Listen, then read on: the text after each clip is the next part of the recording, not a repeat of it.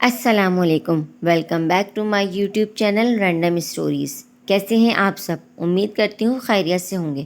نئے آنے والے ویور سے گزارش ہے کہ میرے چینل کو ضرور سبسکرائب کر لیجئے۔ بڑھتے ہیں اپنے ناول زخم سے ضد تھی مسیحائی کے دوسرے حصے کی طرف۔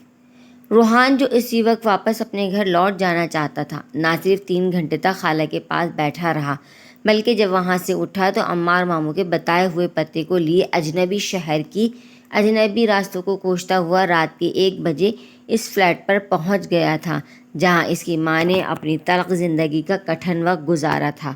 نہایت پرانی طرز کا بنا ہوا خستہ حال فلیٹ، جس کی عمارت باہر سے ہی اندر رہنے والوں کی معاشی بدحالی کا منہ بولتا ثبوت تھی۔ وہاں رات کے 1 بجے دروازہ کھٹکھٹاتے ہوئے روحان کا ذہن جیسے مختلف سوچوں کی اماج کا بنا ہوا تھا۔ حالانکہ اس کا پورا دن بے تحاشا مصروفیت اور اعصابی دھچکوں سے بھرپور گزرا تھا، پھر بھی اسے معمولی سی تھکن کا بھی احساس نہیں ہو رہا تھا، کیونکہ ابھی ابھی وہ اپنی ماں کے بچپن اور جوانی کے کئی قصے سن کر آ رہا تھا۔ عتیقہ کی خالہ جو صدمے سے چور تھی، ایک طرح کے نفسیاتی دباؤ کے زیر اثر ایک کے بعد ایک قصہ سناتی چلی گئیں، اور روحان ان باتوں میں ایسا ڈوب گیا کہ کل تک وہ عورت جو اس کے لیے یکسر اجنبی تھی، آج واقعی وہ اسے اپنی زندگی کا حصہ لگنے لگی تھی۔ وہ ان کی خودداری اور عظمت کی اتنی باتیں سن کر آ رہا تھا کہ ان کی مضبوط شخصیت کا ایک خاکہ سا اس کے ذہن میں بن گیا تھا۔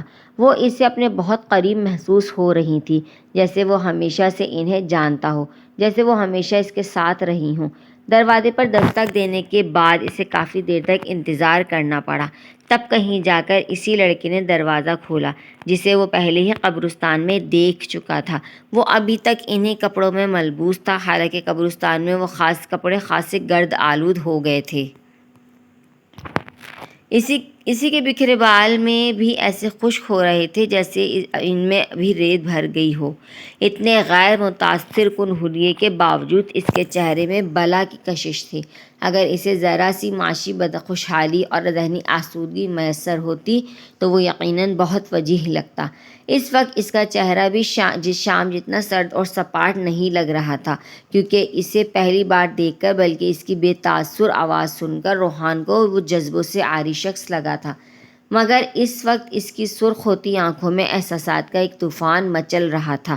ایسا لگ رہا تھا اس نے دستک سن کر چہرے پر پانی کے کئی چھینٹے مارے تھے، تب دروازہ کھولا تھا، اور اب روحان کو اپنے روبرو دیکھ کر وہ بالکل دنگ رہ گیا تھا۔ خود روحان بھی ایسے ہی کھڑا تھا جیسے سمجھ میں نہ آ رہا ہو کہ کیا کہے۔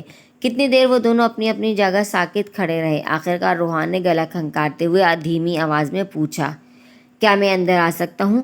شہزاد نے چونکتے ہوئے اسے اندر آنے کی جگہ دی اور ایک طرف ہٹ گیا۔ روحان نے جیسے ہی گھر میں قدم رکھا بری طرح ٹھٹک گیا۔ بہت ہی گھٹا ہوا تنگ سا فلیٹ تھا، یقیناً فرنیچر بھی معمولی سا ہوگا، مگر لائٹ نہ ہونے کی وجہ سے موم بتی کی مدھم سی روشنی میں بھرم رہ گیا تھا۔ بے اختیار روحان کو اپنا آسائشوں سے پر گھر یاد آ گیا، بلکہ اس کے نانا کا گھر جس میں اب عمار ماموں رہائش پذیر تھے، ہر لحاظ سے ایک پرتعیش گھر تھا۔ شہزاد نے اسے اندر تو بلا لیا، مگر روحان کے گھر میں داخل ہوتے ہی جیسے شہزاد کو کچھ یاد آیا اور وہ فوراً بولا، یہاں تو بہت گرمی اور حبس ہے، چلیں نیچے چل کر باتیں کرتے ہیں۔ حالانکہ روحان یہیں بیٹھنا چاہتا تھا، وہ اس کمرے میں بیٹھ کر اپنی ماں کے وجود کو محسوس کرنا چاہتا تھا۔ اس کی ماں نے 20 سال یہاں گزارے تھے، اس چھت تلے۔ وہ بھی یہاں رک کر اس کی خوشبو کو اپنے اندر جذب کرنا چاہتا تھا، مگر وہ شہزاد سے یہ سب نہ کہہ سکا اور اس کے ساتھ فوراً ہی باہر نکل آیا۔ رات کا 1 بجا ہونے کے باوجود چاروں طرف اتنا سناٹا نہیں تھا۔ دیوار سے دیوار ملے فلیٹس میں سے ایک گھر میں چلتا ٹی وی دوسرے گھر میں بیٹھ کر بآسانی سنا جا سکتا تھا، اس لیے برابر والے گھر سے آتی میوزک کی آواز پر روحان کے آگے بڑھتے قدم لمحہ بھر کے لیے رکے تھے۔ اس نے گردن موڑ کر اپنے برابر چلتے شہزاد کو دیکھا جو اپنی ہی سوچوں میں گم سر جھکائے چل رہا تھا۔ تیسرے فلور سے نیچے آنے تک روحان کو یقین ہو گیا تھا کہ پوری بلڈنگ میں لائٹ موجود ہے، ایک سوائے شہزاد کے گھر کے۔ روحان کے احساسات عجیب ہو گئے تھے۔ اسے معلوم تھا شہزاد نے عتیقہ کے علاج کے لیے تعلیم چھوڑ دی تھی اور بیک وقت کئی جگہ ملازمت کر رہا تھا۔ اتنے اخراجات کے ساتھ اس کے گھر کا بجلی کا بل بھرنے کے لیے پیسے ہی نہیں بچے ہوں گے۔ اور پھر عتیقہ بھی عمار ماموں کے گھر پر تھی، شہزاد نے بھی اسی لیے بجلی کے بل کو نظر انداز کر دیا ہوگا۔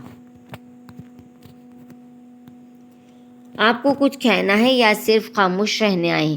شہزاد کے ٹوکنے پر روحان نے چونک کر اپنے ارد گرد دیکھا۔ وہ فلیٹ کے نیچے بنی دکانوں کے سامنے کھڑے تھے۔ دکانیں اس وقت بند تھیں، مگر تنگ گلیوں میں بنی چھوٹی چھوٹی دکانوں کی وجہ سے دن کے وقت یہاں کس قدر شور، ہجوم اور گھٹن کا ماحول ہوتا ہوگا، اس کا اندازہ روحان بخوبی لگا سکتا تھا۔ تم تو میرے بارے میں سب کچھ جانتے ہوں گے، لیکن مجھے تمہارے بارے میں آج ہی پتہ چلا ہے۔ روحان کی سمجھ میں نہیں آ رہا تھا اس سے کیا بات کرے۔ وہ بھی سینے پر ہاتھ باندھے ہوئے اسے ایسے دیکھنے لگا جیسے کہہ رہا ہو جلدی سے بولو اور دفع ہو جاؤ۔ کاش میں ایک بار امی کی زندگی میں یہاں آیا ہوتا۔ یہ پچھتاوا کبھی میرا پیچھا نہیں چھوڑے گا، لیکن اللہ کا شکر ہے کہ میں ان کے بعد ہی صحیح یہاں آ گیا ہوں، ورنہ مجھے کبھی نہیں پتہ چلتا کہ میرا کوئی بھائی بھی ہے۔ روحان کے لہجے میں خود بخود اس کے لیے محبت گھل گئی تھی۔ اتنی دیر میں وہ پہلی بار مسکرایا تھا، مگر شہزاد کے چہرے پر کوئی تاثر نہیں ابھرا۔ وہ بدستور سپاٹ نظروں سے چپ چاپ اسے دیکھتا رہا۔ ایک بار پھر اس کے چہرے پر سرد مہری ابھر آئی تھی، بلکہ روحان کی بات پر اس نے ایسے گہرا سانس کھینچا جیسے اسے یہ سب سننے میں کوئی دلچسپی نہ ہو۔ کیا کرتے ہو تم؟ روحان نے اس کی لا تعلقی کو نظر انداز کرتے ہوئے اپنائیت سے پوچھا۔ امی کی خالہ نے میرے بارے میں سب بتایا ہوگا، پھر آپ کیوں پوچھ رہے ہیں؟ وہ بڑے یقین سے بولا تو روحان لمحہ بھر کے لیے لاجواب ہو گیا، مگر پھر واپسی اپنی جون میں آتے ہوئے بولا، ہاں انہوں نے بتایا تھا تم BBA کر رہے تھے، مگر امی کی وجہ سے تمہیں پڑھائی چھوڑ کر جاب کرنی پڑی۔ اب تم اپنی تعلیم کا سلسلہ واپس شروع کر دو گے نا؟ روحان نے گفتگو کا رخ جان بوجھ کر دوسری جانب موڑ دیا، ورنہ در حقیقت اس وقت وہ صرف امی کے بارے میں بات کرنا چاہتا تھا، مگر وہ کسی بھی سوال کا جواب دینے کے لیے رضامند نہیں تھا۔ اب بھی وہ جواب دینے کے بجائے خاموشی سے اسے دیکھتا رہا۔ اس کے تاثرات دیکھتے ہوئے روحان نے سنجیدگی سے کہا، تمہیں شاید یہ لگ رہا ہوگا کہ امی کا جانے کا دکھ صرف تمہیں۔ ہاں، ہو سکتا ہے کہ مجھے اتنا صدمہ نہ ہو جتنا تمہیں پہنچا ہے، مگر ماں تو ہم دونوں نے کھوئی ہے۔ میری اذیت شاید اس لیے کم ہو گئی کہ میں اس محرومی سے پچھلے 20 سالوں سے گزر رہا ہوں، جس کا تمہیں آج سامنا ہے۔ کیا ہوا جو ہم عام بچوں کی طرح ایک گھر میں ایک چھت تلے نہیں رہے؟ ہمارا رشتہ، ہمارے دکھ سکھ تو ایک ہی رہیں گے۔ ان کی شدتیں الگ ہو سکتی ہیں، لیکن ان کی نوعیت تو الگ نہیں ہو سکتی۔ مجھے امی کے مرنے کا کوئی دکھ نہیں، بلکہ اچھا ہی ہوا جو وہ مر گئیں۔ اگر اسی وقت مر جاتی جب میں پیدا ہوا ہوتا تو اور بھی اچھا ہوتا۔ شہزاد کے لب و لہجہ اب بھی سرد تھا، مگر کہیں نہ کہیں اس کی ذات پر چڑھے خول میں شگاف ضرور پڑا تھا۔ وہ جو بولنے پر آمادہ ہو گیا تھا۔ روحان جان بوجھ کر خاموش رہا تاکہ وہ اپنی بھڑاس نکال لے، اور واقعی اسے بولنے کا موقع دیے بغیر شہزاد بڑی شفقت سے کہنے لگا، امی جیسے لوگ زندگی جیتے نہیں بلکہ گزارتے ہیں۔ آپ کو اگر یہ پچھتاوا ہے کہ آپ ان کی زندگی میں نہیں آئے تو میں آپ کو بتا دوں، آپ نے یہاں نہ آ کر بہت اچھا کیا۔ وہ اکثر آپ کا ذکر کیا کرتی تھیں۔ میں جب بیمار ہوتا میرے ساتھ رات بھر جاگتے ہوئے وہ آپ کو ضرور یاد کرتی تھی کہ جانے آپ کی بیماری کے وقت کوئی آپ کے پاس ہوتا ہوگا یا نہیں۔ اس نے وہاں میرے بارے میں اتنا کچھ سنا ہوگا کہ مجھے دیکھتے ہی وہ نفرت سے منہ پھیر لے گا، اور اگر ایسا نہ بھی ہو تب بھی وہ ساری زندگی اپنے باپ کے ساتھ رہا ہے، اسے باپ سے ہی محبت ہوگی۔ مجھ سے مل کر وہ ضرور پوچھے گا کہ میں نے اس کے باپ کے ساتھ ایسا کیوں کیا، تب میرے پاس اس کے سوال کا کوئی جواب نہیں ہوگا۔ آپ سے محبت کرنے کے باوجود وہ آپ کا سامنا کرنے کے خیال سے ہمیشہ گھبرا جاتی تھی۔ شہزاد کسی ٹرانس کے زیر اثر بول رہا تھا۔ اتنی دیر سے تنہا سوگ مناتے ہوئے وہ شاید تھک گیا تھا، یا انجانے میں روحان نے اس کی دکھتی رگ پر ہاتھ رکھ دیا تھا۔ یہ اور بات تھی کہ اب شہزاد جو بھی کہہ رہا تھا روحان اسے سننا نہیں چاہتا تھا۔ اسے لگ رہا تھا اگر وہ تھوڑی دیر اور شہزاد کی باتیں سنتا رہا تو ضبط کے سارے بندھن ٹوٹ جائیں گے اور وہ یہیں بیچ چوراہے پر پھوٹ پھوٹ کر رونے لگے گا، مگر شہزاد اس کی حالت سے بے خبر، خود کلامی کے انداز میں بولتا وہیں فٹ پاتھ پر بیٹھ گیا۔ امی کی زندگی میں بہتری کی اب کوئی گنجائش نہیں تھی۔ ان کے حق میں یہی بہتر تھا کہ وہ اس دنیا اور دنیا کے لوگوں سے دور چلی جائیں۔ ان کی زندگی کا بس ایک ہی مصرف تھا، میری زندگی بنانا، لیکن وہ اس مقصد میں بھی کامیاب نہیں ہو سکیں۔ حالانکہ انہوں نے اپنی محدود آمدنی کے باوجود میری ہر ضرورت پوری کرنے کی کوشش کی، مجھے بہترین تعلیم دلانا چاہیے، مگر میں نے ان کی تمام کوششوں پر پانی پھیرتے ہوئے تعلیم کو خیرباد کہہ دیا۔ تو پھر کیا فائدہ ہوا انہیں اتنی محنت کرنے کا؟ اگر وہ آج سے 20 سال پہلے مر گئی ہوتی تب میں کسی نہ کسی طرح بڑا ہو ہی جاتا۔ پھر انہوں نے خواہ مخواہ اتنے سال دنیا کے طعنے سنتے ہوئے گزار دیے۔ شہزاد رو کے بغیر بڑبڑانے کے انداز میں بول رہا تھا۔ روحان بھی اس کے برابر میں فٹ پاتھ پر بیٹھ گیا۔ موت کا وقت مقرر ہے، وہ انسان کے فائدے اور نقصان کے تابع نہیں ہے، اور پھر کون سا شخص زندگی میں کتنا فائدے میں رہا ہے اور کتنا نقصان میں، اس کا دار و مدار اس کی زندگی کے حالات پر نہیں ہے، بلکہ اس کی اس حالت پر ہوگا جس میں وہ قیامت کے دن اٹھایا جائے گا۔ امی نے اس 20 سالوں میں زندگی میں جو کچھ سہا وہ سب آخرت میں ان کے لیے ثواب کا ایک بہت بڑے ذخیرے کی صورت میں موجود ہوگا۔ روحان نے اس سے تسلی دیتے ہوئے کہا، مگر وہ جواب دینے کے بجائے ایسے بیٹھا رہا جیسے اس کی بات سنی ہی نہ ہو۔ روحان اس کے احساسات سمجھ رہا تھا، آخر وہ بھی اس قسم کے جذبات سے گزر رہا تھا۔ تم کیوں خدائی معاملات میں دخل دے کر خود کو ہلکان کر رہے ہو؟ ہر انسان کی زندگی اور موت کے پیچھے کوئی مقصد ہوتا ہے، مگر انسان سمجھ نہیں پاتا۔ روحان محض اسے تسلی دینے کے لیے بولا، مگر اس کی بات پر شہزاد خلاف توقع بڑی حیرت سے گردن گھما کر اس کی طرف دیکھنے لگا۔ کیا ہوا؟ روحان کو اس کی حیرانی کی وجہ سمجھ میں نہیں آئی تھی، مگر شہزاد جواب دینے کے بجائے کچھ دیر اسے دیکھتا رہا، پھر کچھ نہیں کے انداز میں نفی میں سر ہلاتے ہوئے واپس سامنے دیکھنے لگا۔ جانے اسے اچانک کیا ہوا تھا، البتہ وہ ایک بار پھر پہلے کی طرح خاموش ہو گیا تھا۔ روحان کو لگا جیسے اس نے کچھ غلط کہہ دیا ہو، مگر وہ شہزاد سے دوبارہ پوچھنے کے بجائے اسے ایک بار پھر بولنے پر آمادہ کرنے لگا، جس کے لیے اسے بہت محنت کرنی پڑی۔ بس جواب جانتے ہوئے بھی اس نے ایک سوال داغ دیا، کیا تم جانتی ہو امی پاپا میں طلاق کیوں ہوئی تھی؟ شہزاد اس کی بات سنتے ہی بڑے ہسٹرک انداز میں ہنسا اور ہنستا ہی چلا گیا۔ روحان بڑے ضبط سے اس کے چپ ہونے کا انتظار کرنے لگا، اور اتنے طویل انتظار کے بعد جب وہ بولا تو اس کا لہجہ سانپ کی پھنکار جیسا تھا۔ میں بچپن سے ہی جانتا ہوں، اس کے باوجود مجھے روز نئے سرے سے ان کے بیچ طلاق کی وجہ بتائی جاتی ہے۔ حالانکہ وہی شکل ہے، میری وہی سارے خاندان والے ہیں، لیکن وہ جب بھی مجھے کہیں دیکھتے ہیں خسر پسر شروع کر دیتے ہیں۔ نئے سرے سے ایک دوسرے کو میرے بارے میں بتایا جاتا ہے جیسے آج ہی میرا تعارف ہو رہا ہو، اور ان کے کان اتنے خراب ہوتے ہیں کہ برابر میں بیٹھ کر بھی وہ ایک دوسرے سے گفتگو سن نہیں پاتے اور ہیں کرتے رہتے ہیں، جبکہ میں ان سے 10 فٹ کے فاصلے پر کھڑا ہونے کے باوجود ان کی بکواس بآسانی سن لیتا ہوں۔ آپ بہت خوش نصیب ہیں جو آپ خاندان سے دور رہے ہیں۔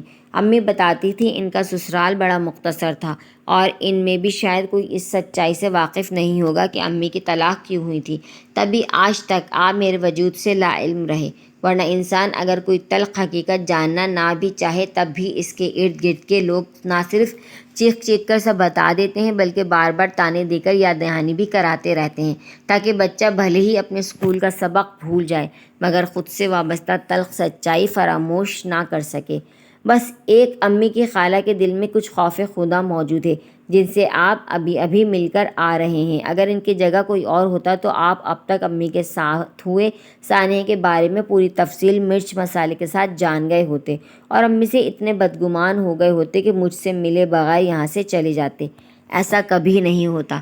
روحان بڑے غور سے شہزاد کی بات سن رہا تھا، بے اختیار کہہ اٹھا، جس پر تلخی سے بولتا شہزاد گردن موڑ کر بے تاثر نظروں سے اتھے دیکھے گیا، میں ان سے کبھی نہیں ملا، مگر پھر بھی جانے کیوں مجھے یقین ہے کہ وہ اس سارے قصے میں بالکل بے قصور ہیں، وہ کوئی غلط کام کر ہی نہیں سکتی۔ روحان خود کلامی کے انداز میں بولا۔ کچھ دیر کے لیے ان دونوں کے درمیان خاموشی چھا گئی۔ آخر شہزاد نے ہی سامنے سڑک پر دور تک پھیلے اندھیرے کی طرف دیکھتے ہوئے کہا، اور ایسے کہنا شروع کیا جیسے کوئی کتاب پڑھ رہا ہو، امی ایک بہت عظیم عورت تھیں، انہوں نے جس قسم پرسی کے عالم میں زندگی گزاری ہے وہ ان کے پاک دامن ہونے کا منہ بولتا ثبوت ہے، ورنہ اگر وہ کوئی کمزور کردار کی عورت ہوتی تو جتنا حسن و جمال ان کے پاس تھا وہ اس کے بل بوتے پر دولت اور سونے چاندی کے انبار جمع کر سکتی تھی۔ آپ کے والد نے ان کے ساتھ 6 سال گزارے تھے اور ان 6 سالوں میں امی نے انہیں معمولی سی شکایت کا بھی موقع نہیں دیا، مگر ان 6 سالوں میں امی نے ان کی جتنی بھی خدمتیں کی، ان کے گھر اور بچوں کو سنوارنے کے لیے جتنے بھی جتن کیے، وہ سب آپ کے والد محترم نے ایک لمحے میں فراموش کر دیے۔ انہوں نے امی پر اتنا گھناؤنا الزام لگایا کہ امی نانا جان کے پاس آنے کے بعد بھی انہیں یہ نہ بتا سکی کہ ان کے شوہر نامدار نے کس جرم کی پاداش میں ان کو گھر اور بچے سے محروم کر دیا۔ جب نانا خود ان سے بات کرنے گئے تب بھی آپ کے والد محترم نے بڑے عظیم انسان بنتے ہوئے فریاد فرما دیا کہ اگر عتیقہ ایک بار مجھے سچائی بتا دے اور کہہ دے کہ اس نے کیوں میرے ساتھ اتنی بڑی بے وفائی کی تو میں اسے معاف کر دوں گا۔ وہ سچ جاننا ہی نہیں چاہتے تھے، انہوں نے مان لیا تھا کہ وہ جو سن چکے ہیں وہی سچ ہے، اور وہ تو بس یہ چاہتے تھے کہ امی اس گناہ کا اعتراف کر لیں جو انہوں نے کیا ہی نہیں، اور ان کے سامنے گھٹنوں کے بل بیٹھ کر کوہنی تک ہاتھ جوڑ لیں۔ لیکن امی ایسا کیسے کرتی؟ انہوں نے وہ جھوٹا الزام رد کر دیا اور ان کے اس اقدام پر سب ان کے خلاف ہو گئے۔ کسی نے امی کا ساتھ نہیں دیا، ان پر طعنے کسے گئے، انہیں ذلیل کیا گیا۔ مسٹر صادق آفریدی کی عصمت کے قصیدے پڑھے گئے، امی کو ان کے پاؤں دھو دھو کر پینے کی تلقین کی گئی، مگر امی نے ایک ناکردہ گناہ کے اعتراف کرنے سے صاف انکار کر دیا اور کہہ دیا اب میں اس گھر میں کبھی واپس نہیں جاؤں گی، اب اگر کوئی چیز جائے گی تو صرف میری موت کی خبر۔ سارا خاندان امی سے ناراض ہو گیا، سب نے منہ موڑ لیا۔ امی نے تنہا سارے حالات کا سامنا کیا، سب سے لڑیں، اپنوں سے، غیروں سے، حالات سے، اور آخر تھک کر سو گئیں۔ ہمیشہ ہمیشہ کے لیے اس جہان سے دور چلی گئیں جہاں انہیں سوائے ذلت اور رسوائی کے کچھ نہیں ملا۔ آج بھی اتنا عرصہ گزرنے کے باوجود ایک الزام ان کا اور میرا پیچھا نہیں چھوڑتا۔ میں جہاں جاتا ہوں میری بدنامی مجھ سے پہلے وہاں پہنچ جاتی ہے۔ صرف ایک یونیورسٹی ایک ایسی جگہ تھی جہاں میرا ماضی سب سے پوشیدہ تھا، مگر پچھلے سال عمار ماموں کی سالی کے بیٹے نے وہاں ایڈمیشن لے لیا، اور جب اسے پتہ چلا کہ میں بھی وہاں پڑھتا ہوں تو اس نے ساری یونیورسٹی کے سامنے میرا ماضی کھول کر رکھ دیا۔ پھر میں کس منہ سے یونیورسٹی جاتا؟ آخر مجھے پڑھائی چھوڑنی پڑی۔ امی سے یہ بات چھپا بھی نہیں سکتا تھا، عمار ماموں کی سالی سے انہیں پتہ چل ہی جاتا۔ امی کی خیریت پوچھنے کوئی بھی نہیں آتا تھا، مگر ان کے متعلق کوئی بھی تلخ اور تکلیف دہ حقیقت جانتے ہی ان کے پاس اطلاع دینے کے لیے ہزارہ مصروفیات کے باوجود ضرور حاضری لگائی جاتی۔ تب مجھے امی سے یہی کہنا پڑا کہ میں نے جاب کی خاطر وقتی طور پر یونیورسٹی چھوڑ دیا ہے، آپ کے علاج کے لیے پیسوں کی ضرورت ہے، مگر ان سے یہ نہیں کہا کہ پیسوں کی ضرورت نہ بھی ہوتی تب بھی میں اس یونیورسٹی میں دوبارہ قدم نہیں رکھ سکتا جہاں لوگ مجھے تمسخر اور حقارت بھری نظروں سے دیکھتے ہیں۔ شاید زندگی میں ہر جگہ ہر موڑ پر میرے ساتھ یہی ہوگا، میرا ماضی مجھ سے پہلے وہاں موجود ہوگا۔ میرے لیے سب سے مناسب جگہ امی کے برابر والی قبر ہے۔ شہزاد کا لہجہ آنسوؤں سے بھیگ گیا تھا۔ یہ درد ابھی کا نہیں تھا، یہ لاوا اس کے اندر مدتوں سے پک رہا تھا۔ خود روحان کا دل اس کے درد پر پھٹا جا رہا تھا۔ اس کا دل چاہ رہا تھا وہ اپنے چھوٹے بھائی کو اپنے سینے سے لگائے، اس کا ہر درد خود لے لے، مگر جانے کیوں وہ ایسا نہیں کر سکا۔ لیکن جب وہ بولا تو اس کی آواز بھررائی ہوئی تھی۔ بابا نے امی پر اتنا بڑا الزام کس بنیاد پر لگایا تھا؟ اس سوال کا جواب اسے عتیقہ کی خالہ نے بھی نہیں دیا تھا۔ وہ تو اس موضوع پر بات ہی نہیں کرنا چاہتی تھیں، اس لیے انہوں نے جان بوجھ کر عتیقہ کے بچپن کے قصے چھیڑ دیے تھے۔ آخر اتنے بڑے شک کی کوئی وجہ تو ہوگی۔ روحان کبھی اپنی ماں سے نہیں ملا تھا، وہ ان کی سیرت اور کردار کے متعلق کچھ نہیں جانتا تھا، مگر اس کا دل اس الزام کو سچ ماننے کے لیے تیار نہیں تھا۔ لیکن دوسری طرف وہ اپنے بابا کو بھی بہت اچھی طرح جانتا تھا۔ وہ ہمیشہ انہیں اپنا آئیڈیل مانتا رہا تھا، ان کے نقش قدم پر چلنا ہی اس کا نصب العین تھا۔ اگر انہوں نے عتیقہ کے متعلق کچھ کہا تھا تو وہ کسی تعصب زدہ شوہر کی بیمارانہ سوچ کا نتیجہ نہیں ہو سکتا۔ یقیناً انہوں نے یہ سب کسی ٹھوس بنیاد پر کہا ہوگا۔ صادق آفریدی نے کوئی شک نہیں کیا تھا، انہیں تو یقین تھا امی کی بدکاری کا۔ شہزاد کا لہجہ ایک دم تلخ ہو گیا۔ روحان نیم تاریکی میں اس کے چہرے کے اتار چڑھاؤ دیکھنے لگا، جہاں ایک ہی پل میں چٹانوں جیسی سختی پھیل گئی تھی۔ امی اور صادق آفریدی عمرہ کرنے سعودی عرب جا رہے تھے۔ اس زمانے میں پاکستان، بنگلہ دیش اور انڈیا وغیرہ سے بچوں کو اغوا کر کے عرب ممالک میں بھیجنے کے جرائم بہت بڑھ گئے تھے۔ اسی لیے سعودی عرب کی حکومت نے یہ قانون بنایا تھا کہ ویزے کے لیے اپلائی کرنے والے والدین کا DNA ٹیسٹ کر کے ان کے بچوں کا ویزا دیا جائے گا۔ اس طرح صرف وہی بچہ ویزا حاصل کر سکے گا جو اپنے حقیقی والدین کے ساتھ جا رہے ہوں گے۔ اس قانون کے رائج ہونے کے بعد بچوں کی اسمگلنگ کی شرح میں بہت کمی بھی آ گئی تھی۔ چنانچہ اس قانون کے تحت جب صادق آفریدی نے سعودی عرب کی ایمبیسی میں اپلائی کیا تو وہاں آپ کا اور میرا DNA ٹیسٹ کرایا گیا۔ آپ ان کی اولاد تھے، اس لیے آپ کا میچ ہو گیا۔ میں نہیں تھا، اس لیے میری رپورٹ نیگیٹو نکلی، لہٰذا ان کی درخواست رد کر دی گئی۔ اس کے ریجیکٹ ہونے کی کسی کو کیا فکر ہوتی؟ اس وقت تو میری رپورٹ نے سب کی دنیا تہوبالا کر دی تھی۔ صادق آفریدی کی ایک ہی رٹ تھی کہ امی نے انہیں سب کچھ سچ سچ بتا دیں۔ وہ نہایت عظیم بنتے ہوئے امی کا ہر جرم معاف کرنے کے لیے تیار تھے، مگر اس کے عوض انہیں ایک بار اس شخص کا نام بتانا تھا جس نے ان کے گھر میں نقب لگائی تھی۔ یہ سننے کے بعد امی نے وہی کیا جو امی کی جگہ کوئی بھی خوددار اور باکردار عورت ہوتی۔ انہوں نے اپنا سامان اٹھایا، مجھے لیا اور ہمیشہ کے لیے نانا کے گھر آ گئی۔ مگر یہاں آ کر ایک بار پھر انہیں منہ کی کھانا پڑی۔ نانا نے اس وقت تو امی کو ہاتھوں ہاتھ دیا، لیکن صادق آفریدی سے بات کر کے جب انہیں جھگڑے کی اصل وجہ کا علم ہوا تو انہوں نے بھی صادق آفریدی کی طرح امی کی پاک دامنی پر یقین کرنے کے بجائے اس کاغذ کے ٹکڑے پر بھروسہ کر لیا۔ حالانکہ امی ان کی اولاد تھی، نانا نے انہیں پروان چڑھایا تھا۔ ان کے بچپن، ان کی جوانی سب نانا کے سامنے گزری تھی، مگر وہ اور ماموں امی سے ان کے پاک باز ہونے کا ثبوت مانگنے کھڑے ہو گئے تھے۔ خود اپنا گھر ان کے لیے عدالت کا کٹہرا بن گیا تھا، جہاں ترازو میں تولنے کے لیے امی کے پاس سوائے آنسوؤں کے اور کچھ نہیں تھا، اور آنکھوں پر کالی پٹی چڑھائے بے حس رشتوں کے لیے وہ اپنے آنسو تک دینے کے لیے تیار نہیں تھی۔ ایسے میں ان کے پاس علیحدگی کے علاوہ اور کوئی چارہ نہیں تھا۔ انہوں نے کس طرح میری پرورش کی وہ لفظوں میں بیان نہیں کیا جا سکتا۔ اگر نانا اور ممانی زندہ ہوتے تو امی کا آخری وقت بھی اس حب زدہ فلیٹ کے اندھیرے کمرے میں پڑے پڑے گزر جاتا، لیکن اللہ تعالیٰ کو ان کے حال پر ترس آ گیا، جو مرنے سے پہلے انہیں یہ آخری خوشی مل گئی کہ پوری دنیا میں کم از کم ان کا بھائی اب بھی ان کے لیے ایک نرم گوشہ رکھتا ہے۔ حالانکہ یہ خوشی بھی صرف ایک خوش فہمی پر مبنی گمان تھا، ورنہ سچ تو یہ ہے کہ عمار ماموں آج بھی امی کے کردار کی طرف سے مشکوک ہیں۔ خاندان کے لوگ بھی محض عمار ماموں کے لحاظ اور کچھ ان کی شان و شوکت سے متاثر ہونے کے باعث جنازے میں شریک ہو گئے، ورنہ آج بھی وہ سب امی کو قابل احترام نہیں گردانتے۔ عمار ماموں نے مرتی بہن کی محبت سے مجبور ہو کر اپنے گھر کے دروازے ان پر وا کر دیے، مگر ان کا دل بھی آج بھی امی کی طرف سے صاف نہیں ہے۔ آج اتنے بڑے صدمے کے باوجود ان کا رویہ میرے ساتھ پہلے دن جیسا تھا۔ آج بھی ان کا چہرہ وہی تھا، وہی سرد مہری، وہی بیزاری، وہی کراہیت جو مجھے سامنے دیکھ کر ان کے چہرے پر پھیل جاتی ہے۔ اور امی کے لیے آج بھی انہوں نے کوئی اچھے الفاظ استعمال نہیں کیے۔ اگر وہ تعریف نہیں کر سکتے تھے تو برائی بھی نہ کرتے، مگر انہوں نے اپنی بہن پر ترس کھاتے ہوئے بھرے مجمع میں کہا بھی تو کیا؟ بڑے دکھ اٹھائے تھے میری بہن نے، اللہ نے اسے دنیا میں ہی اتنی سزا دے دی ہے کہ وہ آخرت میں اسے ضرور معاف کر دے گا۔ حالانکہ یہ سراسر جہالت پر مبنی سوچ ہے۔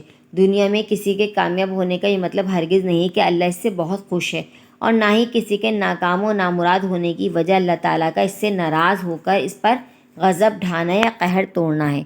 یہ تو دنیا ہے، ایک آزمائش کی جگہ۔ کسی کی خوشیاں اور آسودگی دے کر آزمایا جاتا ہے تو کسی کو غم اور مصائب دے کر۔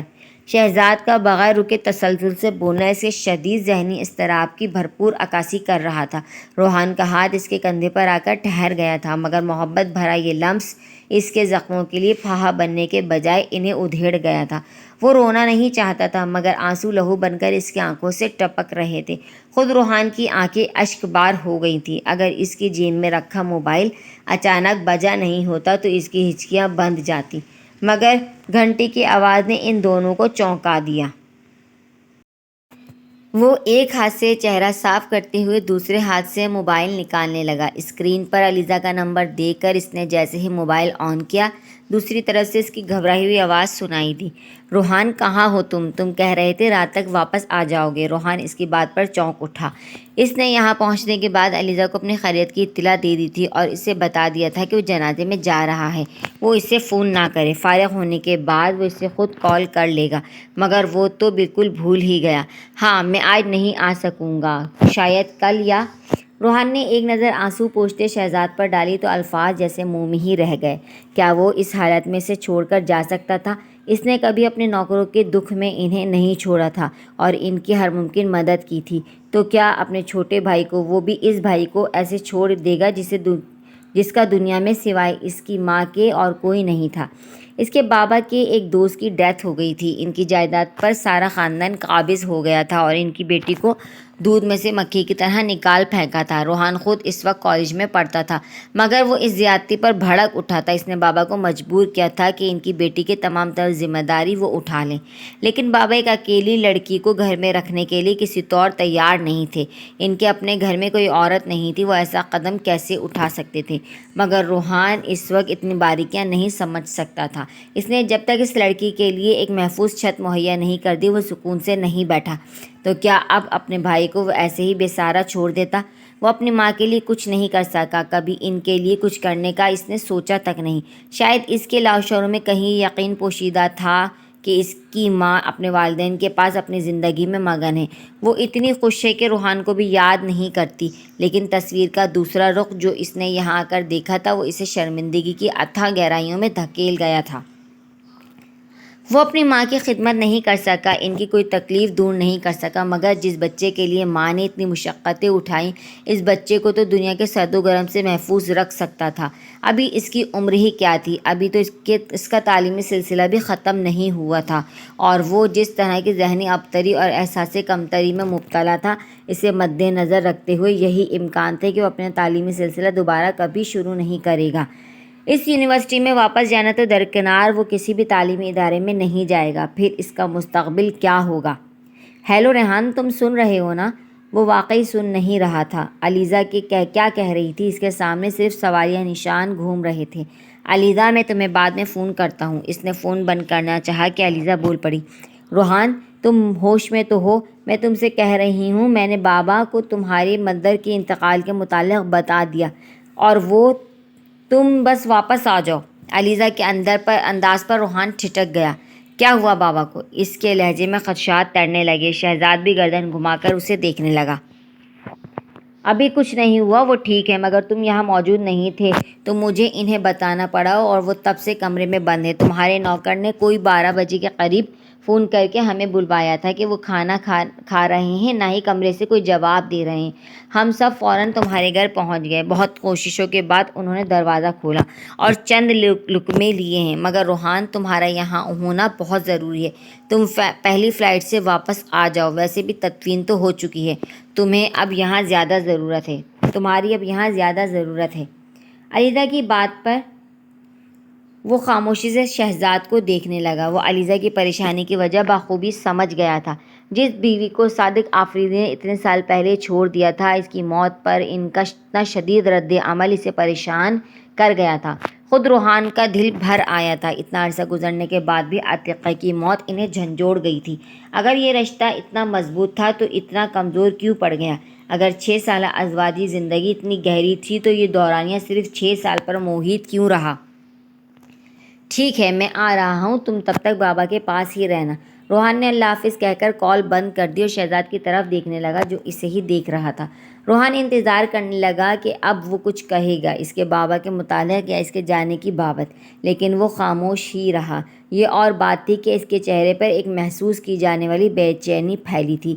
وہ واقعی بہت دلکش شکل و صورت کا مالک تھا۔ اس کی بے تحاشا چمکتی گہری آنکھوں میں بغور دیکھتے ہوئے روحان نے مختصر کہا، مجھے جانا ہوگا۔ بہت کوشش کے باوجود شہزاد اپنی آنکھوں کی جوت کو ماند پڑنے سے روک نہ سکا، مگر اس کا چہرہ لمحہ بھر کے لیے مضطرب ہو کر دوبارہ نارمل ہو گیا، بلکہ اس کے چہرے پر وہی سپاٹ تاثرات ابھر آئے جو پہلی ملاقات میں روحان کو اس کی شخصیت کا خاصا لگے تھے۔ جس وقت وہ امی کی جدائی کے شدید دور سے گزر رہا تھا اور کسی پر اپنی ذہنی اذیت کو ظاہر نہیں کرنا چاہتا تھا، اس لیے خود پر لا تعلقی کا خول چڑھا لیا تھا۔ اس وقت بھی اس کے چہرے پر وہی سرد مہری چھا گئی تھی، جیسے اب بھی وہ اپنے احساسات ظاہر نہیں کرنا چاہتا ہو، بلکہ اپنی تکلیف چھپا لینا چاہتا ہو تاکہ روحان کو یہی لگے کہ اس کے جانے سے شہزاد کو کوئی فرق نہیں پڑتا۔ اس کی شخصیت کے اس پہلو کو پرکھ لینے پر روحان کو انجانی سے خوشی ہوئی تھی۔ زندگی میں پہلی بار ملنے کے باوجود اسے اتنی جلدی سمجھنے لگا تھا جیسے وہ اسے ہمیشہ سے جانتا ہو، اجنبیت کی کوئی دیوار ان کے بیچ ہو ہی نہ، اور پھر جسے وہ جذبات سے عاری شخص سمجھ رہا تھا وہ اتنا بھی انجان اور خردسر نہیں تھا کہ کچھ محسوس ہی نہ کر سکے، بس اپنے احساسات ظاہر نہیں کرنا چاہتا تھا۔ اور یہ اندازہ ہوتے ہی اتنے گمبھیر ماحول میں بھی روحان کے ہونٹوں پر مسکراہٹ ابھر آئی۔ اپنا سامان پیک کر لو، تم بھی میرے ساتھ چل رہے ہو۔ ماریہ باجی نے گھر میں قدم رکھتے ہی بڑی چہکتی آواز میں اماں کو سلام کیا تو الگنی پر دھلے ہوئے کپڑے پھیلاتی حوریہ اپنی جگہ ٹھٹک گئی۔ ماریہ باجی کبھی بھی آفس سے ایسے موڈ میں نہیں لوٹتی تھیں۔ ان کے کان کھڑے ہو گئے اور وہ برچی خانے میں موجود اماں سے بات کر رہی تھیں، مگر دروازے میں استادہ ہونے کے باعث ان کی آواز صاف سنائی دے رہی تھی، بلکہ جس طرح وہ چہک کر بول رہی تھیں اس سے حوریہ کو لگا انہوں نے خاص طور پر حوریہ کی طرف گردن موڑ کر اسے بآواز بلند سنایا تھا۔ لوگوں نے اپنے پاؤں پر کلہاڑی مارنے کی کوشش تو بہت کی، مگر جو کہتے ہیں نا، مدعی لاکھ برا چاہے تو کیا ہوتا ہے، وہی ہوتا ہے جو منظور خدا ہوتا ہے۔ ارے بتاؤ تو صحیح، کیا ہوا؟ کیا کس نے پاؤں پر کلہاڑی مار لی؟ اماں زندگی میں اتنے دکھ دیکھ چکی تھیں کہ بیٹی کا خوشی سے کھلتا چہرہ بھی انہیں ہولا گیا تھا۔ اس کی بات کا کچھ سے کچھ مطلب اخذ کرتے ہوئے وہ ہراساں سی بولی، سر عادل کی دادی نے فون کر کے رشتے کی منظوری دے دی ہے، ماریہ باجی نے اعلان کرنے والے انداز میں کہا تو حوریہ کے ہاتھوں میں موجود نچڑی ہوئی قمیص چھٹ کر واپس بالٹی میں گر گئی۔ اماں کی حالت بھی کچھ ایسی ہی ہوئی تھی۔ باورچی خانے سے کسی تانبے کے ایک برتن کے گرنے کی آواز آئی تھی۔ فرق صرف اتنا تھا کہ ان کی یہ حالت خوشی کے باعث ہوئی تھی اور حوریہ کی حیرت اور پریشانی کے۔ کیا واقعی؟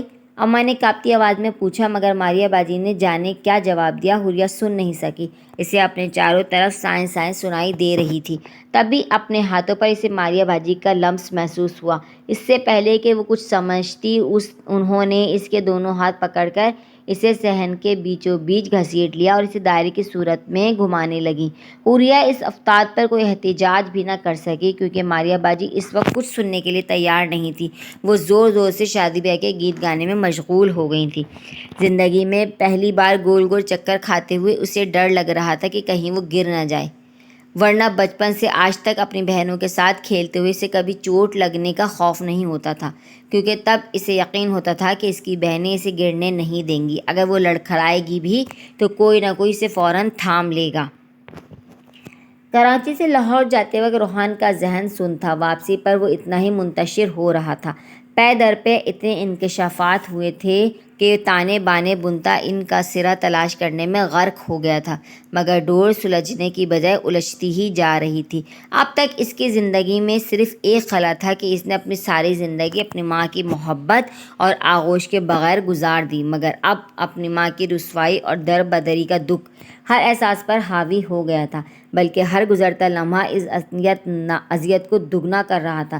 یہ خیال اسے کچوکے لگا رہا تھا کہ وہ اپنی ماں کے لیے کچھ نہیں کر سکا۔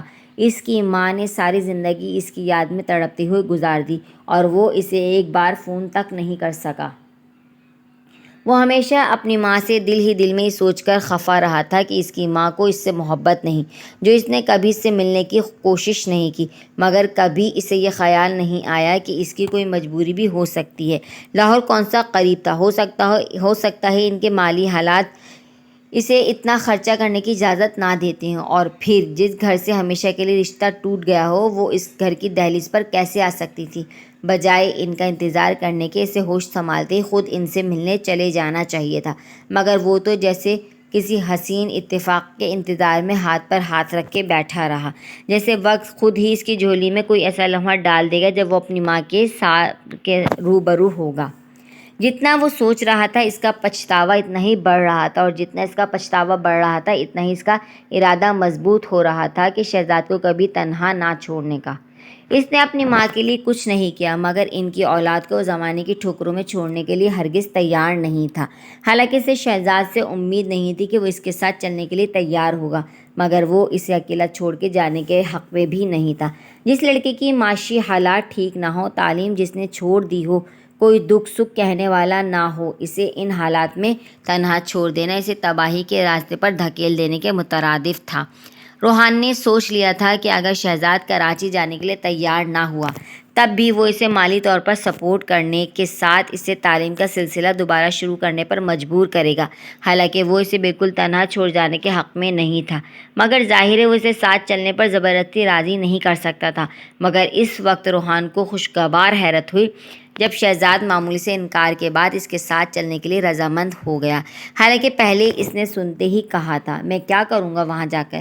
اس کے سوال کے جواب میں روحان ایک لمبی تقریر جھاڑ سکتا تھا، مگر وہ صرف اتنا ہی کہہ سکا، امی کے بارے میں سن کر بابا نے خود کو کمرے کے اندر بند کر لیا ہے۔ ان کا رد عمل اس بات کی گواہی دے رہا ہے کہ کہیں نہ کہیں انہیں اپنے غلط ہونے کا احساس ہے۔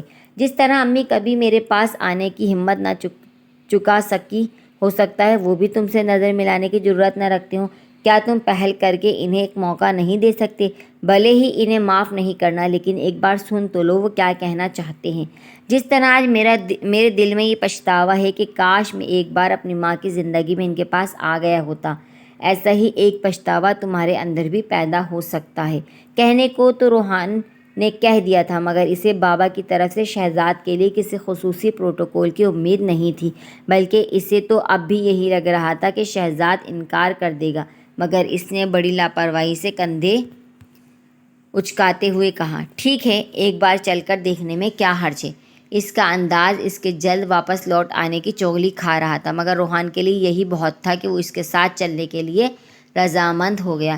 بھلے ہی یہ قیام اس کی نظر میں مختصر ہی کیوں نہ ہو، تب کی تب دیکھی جائے گی۔ یہی سوچتے ہوئے اس نے صبح ہوتے ہی اپنی اور شہزاد کی سیٹ بک کروائی اور شام کو وہ اس کے ساتھ کراچی پہنچ چکا تھا۔ علیزہ سے اس کی کئی بار بات ہو چکی تھی، وہ بابا کی حالت کی پل پل کی خبر دے رہی تھی، اس لیے روحان ان کی جانب سے کافی مطمئن ہو گیا تھا۔ حالانکہ ابھی بھی بابا اپنے کمرے سے باہر نہیں نکل رہے تھے، مگر انہوں نے علیزہ کے اصرار پر کھانا پینا شروع کر دیا تھا۔ وہ اپنی طبیعت کے بوجھل پن کو موسم کی تبدیلی کا اثر ثابت کرنے پر بضد تھے، مگر علیزہ کا کہنا تھا کہ ان کی یزمردگی چھپائے نہیں چھپ رہی، اور یہ بات روحان کے لیے سخت اذیت ناک تھی۔ اگر انہیں عتیقہ سے اتنی محبت تھی تو انہوں نے اسے ایک موقع کیوں نہیں دیا؟ زندگی کا فیصلہ اتنی جلد بازی میں کیوں کر ڈالا؟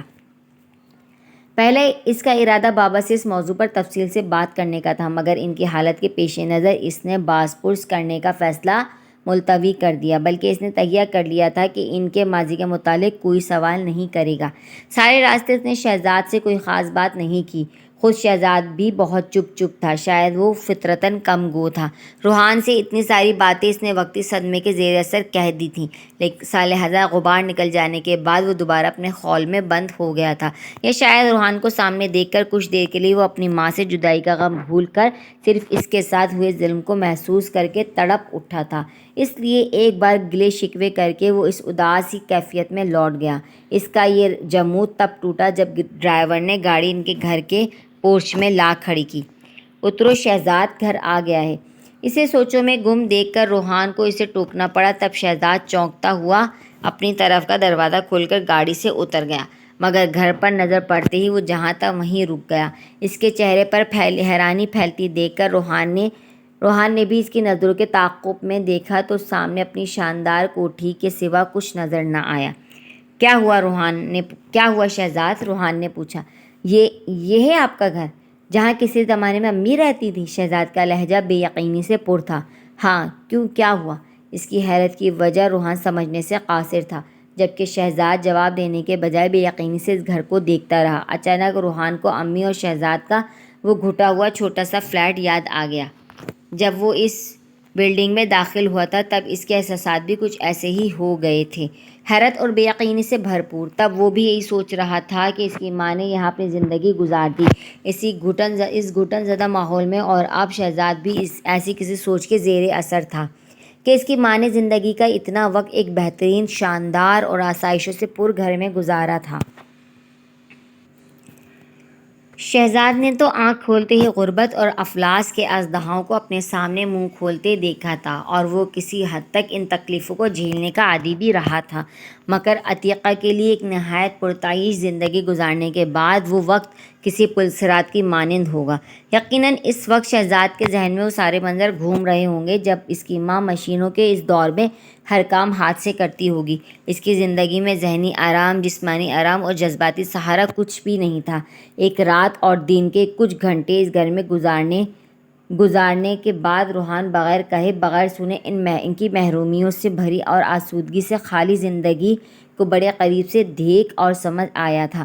اندر چلو شہزاد، روحان نے اس کے کندھے پر ہاتھ رکھتے ہوئے دھیرے سے کہا تو وہ ایک گہرا سانس کھینچتے ہوئے اس کے پیچھے چل پڑا، مگر اس کا ذہن اب بھی کسی اور شہر کی گلیوں میں گردش کر رہا تھا۔ گھر میں داخل ہوتے ہی علیزہ ہاتھ میں ٹرے لیے دوسرے فلور کی سیڑھیوں سے اترتی نظر آئی۔ روحان پر نظر پڑتے ہی وہ بڑے سینٹر ٹیبل پر رکھتی تیزی سے اس کے قریب چلی آئی۔ کیسے ہو روحان؟ ان کے بیچ کتنی بار بات ہوئی تھی، مگر ہر بار بات صرف صادق آفریدی کی خیریت اور طبیعت کے متعلق ہوتی تھی۔ روحان کے سفر اور قیام کے متعلق کوئی ذکر نہیں آیا تھا، اس لیے اسے دیکھتے ہی علیزہ کے چہرے پر کئی سوال پوچھنے کی بے چینی پھیل گئی، مگر وہ ہمیشہ موقع محل دیکھ کر بات کیا کرتی تھی۔ اس وقت بھی وہ تفصیل سے صادق آفریدی کا احوال بتانے کے بعد کہنے لگی، ابھی چائے کے ساتھ انہوں نے ٹیبلٹ لی ہے، کچھ دیر میں وہ سو جائیں گے، تم جا کر پہلے ان سے مل لو۔ روحان نے پلٹ کر ایک نظر شہزاد کو دیکھا جو لاتعلق بنا دیوار گیر پینٹنگ کو دیکھ رہا تھا۔ شہزاد ادھر آؤ۔ اسے شہزاد کو متوجہ کرنے کے لیے اسے پکارنا پڑا، مگر اس نے صرف گردن گھما کر سپاٹ نظروں سے دیکھنے پر اکتفا کیا تو روحان اس کا وہیں کھڑے کھڑے تعارف کرانے لگا، یہ میری منگیتر ہے علیزہ، اور علیزہ یہ ہے شہزاد۔ روحان رک کر علیزہ کی شکل دیکھنے لگا۔ حسب توقع اس نام کو سن کر علیزہ کے چہرے پر شناسائی کا کوئی تاثر نہیں ابھرا تھا۔ اگر وہ باخبر ہوتی تو روحان بھی بے خبر نہیں ہو سکتا تھا۔ اپنے یقین کو سچ ہوتا دیکھ کر وہ دھیمے لہجے میں بولا، شہزاد میرا بھائی ہے۔ علیزہ نے بری طرح چونک کر پہلے اسے اور پھر شہزاد کو دیکھا اور دیکھتی ہی چلی گئی۔ اس کی شدید حیرانی شہزاد کو شرمندہ کر گئی۔ تبھی اس نے سلام کر کے گویا اس کی محویت توڑنی چاہی، اور وہ واقعی چونک اٹھی تھی۔ وعلیکم السلام، نہایت لٹھ مار انداز میں جواب دے کر وہ روحان کو دیکھنے لگی، مگر اب بھی اس نے کچھ نہیں کہا۔ تم اسے گیسٹ روم میں لے جاؤ، میں تب تک بابا سے مل لوں۔ شہزاد میں تمہیں بابا سے کل ملا دوں گا، آج تم بھی آرام کرو اور بابا کو بھی کرنے دو، پھر تو تم دونوں کا سکون درہم برہم ہو جائے گا۔ مگر اس کی سمجھ میں نہ آیا اپنی بات کا اثر زائل کرنے کے لیے اسے اور کیا کہنا چاہیے۔ شہزاد نے بھی کچھ کہنے کے بجائے اس پر ایک خاموش نظر ڈال کر سر جھکا لیا۔ تبھی علیزہ کی مداخلت نے ماحول کو تھوڑا سنبھال لیا۔ آؤ شہزاد، میں تمہیں تمہارا کمرہ دکھا دوں، تم نہا دھو کر فریش ہو جاؤ، تب تک میں تمہارے کھانے کے لیے کچھ بھیجتی ہوں۔ روحان تشکر آمیز نظروں سے علیزہ کو دیکھنے لگا۔ وہ ہر معاملے کو جتنی سمجھداری اور سباؤ سے حل کرتی تھی، اسے دیکھ کر روحان کو خود پر رشک آنے لگتا۔ اس وقت بھی اسے شہزاد کو گیسٹ روم کی طرف لے جاتا دیکھ کر وہ خود صادق آفریدی کے کمرے کی طرف بڑھ گیا۔ انہوں نے ابھی دوا لی تھی، نیند ان کی آنکھوں میں اترنی شروع ہو گئی تھی، یا شاید وہ اس سے نظریں چرا رہے تھے۔ آخر وہ اپنے ننیال سے مل کر آ رہا تھا، کتنی حقیقتوں سے آگاہ ہو گیا ہوگا، جانے یہ روحان کا وہم تھا یا حقیقت۔ اسے لگا وہ اس سے کسی بھی موضوع پر بات کرنے سے کترا رہے ہیں۔ انہوں نے اس سے کچھ بھی نہیں پوچھا تھا، بس اپنی دواؤں کی تفصیل بتا کر علیزہ کی تعریف کرنے لگے تھے، جو وہ اکثر کرتے رہتے تھے۔ بس آج ان کی گفتگو میں ایک نئی بات بھی شامل ہو گئی تھی۔ میں چاہتا ہوں علیزہ کو اب جلد سے جلد اپنے گھر لے آئیں، بس آج کل میں ہی جا کر شادی کی تاریخ طے کر لینی چاہیے۔ کوئی اور وقت ہوتا تو روحان ان کی فرمائش پر بہت خوش ہوتا، مگر اس وقت وہ ان کے پاس سے اٹھتے ہوئے اتنا ہی کہہ سکا، یہ سب پھر کسی دن ڈسکس کر لیں گے، آپ ابھی آرام کیجیے۔ روحان کی اداسی وہ خود بھی محسوس کر رہے تھے، لہذا کچھ کہے بغیر انہوں نے محض سر ہلا دیا۔ روحان بھی خاموشی سے کمرے سے باہر نکل آیا اور اپنے کمرے میں جانے کے بجائے وہ ٹیرس پر چلا گیا۔ جانے کتنی ہی دیر وہ قطار سے بنے بڑے بڑے بنگلوں کو دیکھتا رہا کہ علیزہ کی آمد نے اسے چونکا دیا۔ شہزاد کو کمرہ دکھا دیا؟ اس کے کچھ کہنے سے پہلے ہی روحان بول پڑا، ہاں، لیکن اس نے کھانا کھانے سے انکار کر دیا۔ علیزہ آہستگی سے بولی، کھانے کا تو میرا بھی دل نہیں چاہ رہا، تم چاہو تو کھا لو۔ روحان ریلنگ سے ہٹتے ہوئے بیت کی بنی کرسی پر بیٹھ گیا تو علیزہ بھی اس کے سامنے والی کرسی پر آ بیٹھی۔ مجھے آج پہلی بار پتہ چلا ہے کہ تمہارا کوئی بھائی بھی ہے۔ پتہ نہیں ممی ڈیڈی جانتے ہو یا نہیں۔ علیزہ کے لہجے میں حیرت تھی۔ وہ جانتے ہوں گے۔ جب امی کو بابا نے طلاق دی تھی تب شہزاد 1 سال کا تھا۔ روحان نے کرسی کے بیک سے سر ٹکاتے ہوئے تھکے ہوئے انداز میں کہا تو علیزہ فوراً بولی، پھر تو تمہیں بھی یاد ہونا چاہیے تھا۔ وہ صرف چند ماہ یہاں رہا تھا اور مجھے جب ماں ہی یاد نہیں رہی تو بھائی کیا یاد رہتا۔ روحان تلخ ہو گیا اور اپنے لاہور جانے سے لے کر واپس آنے تک کی ساری رویداد اس کے گوش گزار کر دی۔ علیزہ منہ کھولے اسے دیکھتی رہی۔ روحان تم اسے گھر کیوں لائے ہو؟ بابا اسے ہرگز قبول نہیں کریں گے۔ علیزہ بے ساختہ بولی، ابھی اس کی عمر ہی کیا ہے، میں اسے اکیلا کیسے چھوڑ سکتا تھا؟ بابا بھلے ہی اسے اپنی اولاد نہ مانے لیکن وہ میرا بھائی ہے اور رہے گا۔ اس رشتے کو امی بابا کی علیحدگی توڑ سکتی ہے، نہ بابا کی خفگی۔ روحان 2 ٹوک لہجے میں بولا، مگر روحان بابا اسے اپنے گھر میں ہرگز برداشت نہیں کریں گے۔ علیزہ کے لہجے میں تفکرات اتر آئے، تو میں اپنے اور شہزاد کے لیے کوئی دوسرا گھر لے لوں گا اور بابا کو چھوڑ دو گے؟ علیزہ مزید حیران ہوئی، اگر وہ مجھے مجبور کریں گے ایسا قدم اٹھانے پر تو مجھے انہیں چھوڑنا ہی پڑے گا۔ روحان نے تیزی سے کہا اور اسے بولنے کا موقع دیے بغیر خود ہی کہنے لگا، بابا کو امی سے بہت محبت تھی۔ آج اتنے عرصے بعد بھی ان کی موت پر بابا نے جس رد عمل کا مظاہرہ کیا ہے وہ اس بات کی چیخ چیخ کر گواہی دے رہا ہے کہ امی سے الگ رہ کر بھی وہ کبھی انہیں بھولے نہیں۔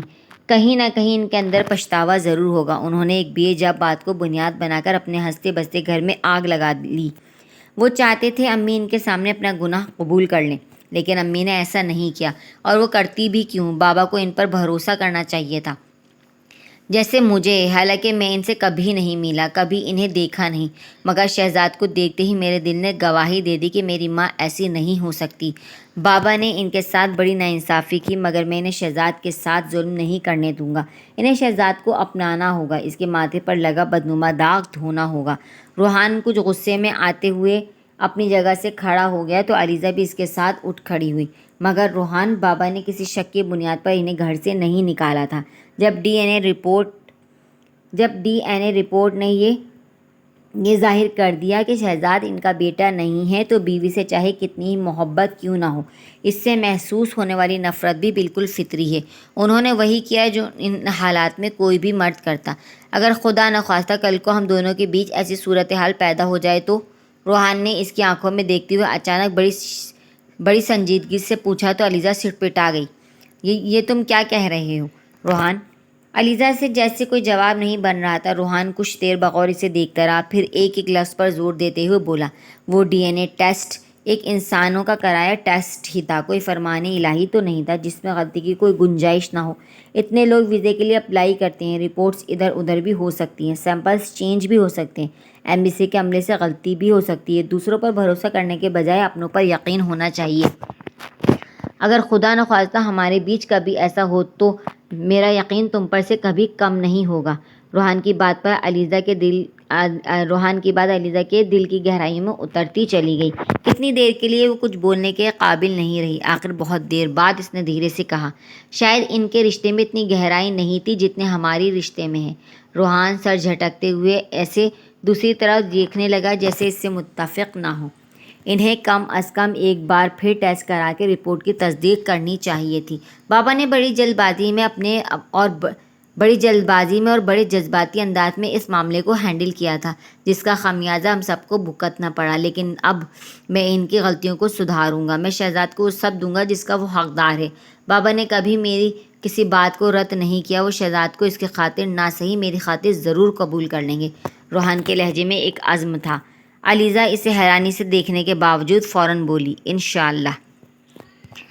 گھر میں خوشی کی لہر دوڑ گئی اور حوریہ ان سب کے اس قدر پرمسرت رویے پر حیران ہوتے ہوئے اب جھنجھلاہٹ کا شکار ہونے لگی تھی۔ جو بات اس کے نزدیک ناممکنات میں سے تھی وہ سب سے اس قدر سہل سمجھ رہے تھے کہ حوریہ کے ہر خدشے اور اندیشے کو ایسا کچھ نہیں ہوگا، تم پریشان مت ہو کہہ کر ٹال دیتے، جس پر وہ بری طرح زچ ہو جاتی۔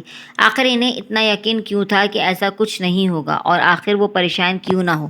جتنی وہ بولائی ہوئی تھی اماں اتنی ہی شادی کی جلدی مچا رہی تھی۔ عادل کی دادی نے کسی زمانے میں پوتے کے ہونے والی بیوی کے لیے چیزیں خرید کر ڈال لی تھیں۔ باقی کی تیاری کے لیے انہوں نے اماں سے اجازت مانگی تھی کہ انہیں اعتراض نہ ہو تو وہ عادل حوریہ کو اپنے ساتھ لے جا کر اس کی پسند کی شاپنگ کرا دے، جس پر اماں نے ابا کے راضی نہ ہونے کا بہانہ کر کے بڑی سہولت سے انکار کر دیا تھا، مگر انہوں نے بغیر برا مانے تمام تر ذمہ داری انہیں ہی سونپ دی اور پیسے ماریہ کے اکاؤنٹ میں جمع کرا دیے کہ ان کی صحت اس قابل نہیں تھی کہ وہ بازار جا سکتیں۔ عادل کی دور کی پھوپھی جو رشتہ لے کر آئی تھی دوسرے شہر اپنی بیٹی کے پاس چلی گئی تھی۔ ان کی بیٹی کی طبیعت ٹھیک نہیں تھی، وہ بھی شادی کی تیاریوں میں مدد کرنے سے قاصر تھیں۔ عادل کی دادی کے اس اقدام سے عالیہ باجی نازیہ باجی بہت پرجوش ہو گئی تھیں۔ انہوں نے کبھی اس طرح فراخ دلی سے شاپنگ نہیں کی تھی۔ وہ کبھی بازار جاتے بھی تھے تو ضرورت کی مخصوص چیزیں لے کر گھر آ جاتے، غیر ضروری سامان کی طرف آنکھ اٹھا کر بھی نہیں دیکھتے تھے کہ کہیں دل میں کوئی خواہش پیدا نہ ہو جائے۔ اور اب اچانک نہ صرف ہر خواہش کو پورا کرنے کا موقع مل رہا تھا بلکہ وقت کی کمی کے باعث ہر پسند آ جانے والی چیز کو فوراً ہی خرید لینے کی آزادی بھی تھی۔